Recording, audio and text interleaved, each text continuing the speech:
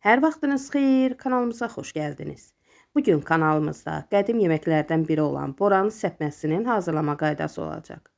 Əvvəlcə boranını hissələrə bölüb qabığını soyuram. Kəsilmiş hissələri yuyub, sonra kubik şəklində doğrayıram. Qeyd edim ki, yeməyin daha ləzzətli olması üçün şirin balqabaq seçib almaq şərtdir. 2 ədəd orta boy soğan götürmüşəm. Soğanı da samavari şəkildə doğrayıram.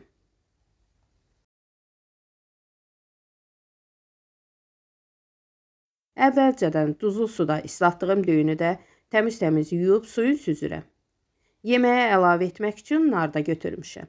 Qazanın içərisinə doğradığım soğandan balqabağın yarısını əlavə edirəm. Yenidən üzərindən soğan və nar əlavə edirəm. Üzərindən təmiz yuduğum düyünü tökürəm.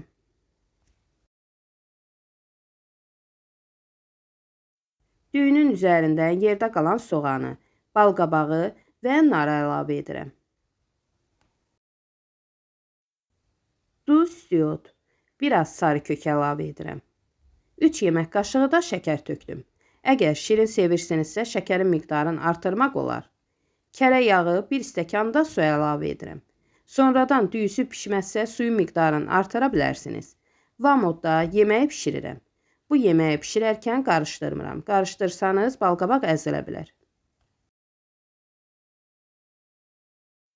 Yemək yağa düşdükdə, düyüsü pişdikdə hazır olur. Artıq gördüyünüz kimi boranı səpməsi hazırdır. Dadına söz ola bilməz. Çox ləzzətli, faydalı yeməkdir.